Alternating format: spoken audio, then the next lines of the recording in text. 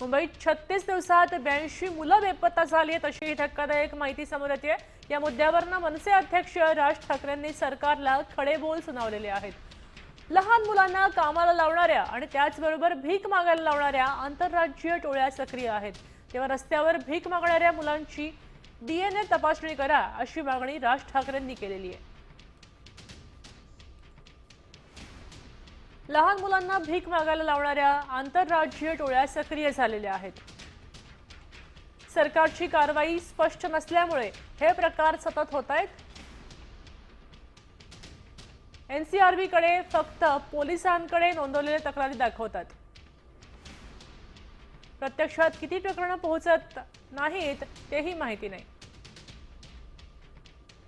तर वेळ पडल्यास भीक मागणाऱ्या मुलांची डीएनए तपासणी करावी अशी ही मागणी त्यांनी केली आहे।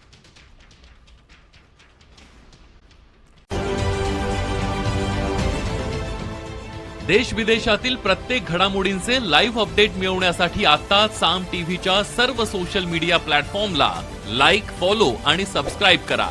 तसंच सर्व नोटिफिकेशनसाठी बेल आयकॉन प्रेस करायला विसरू नका।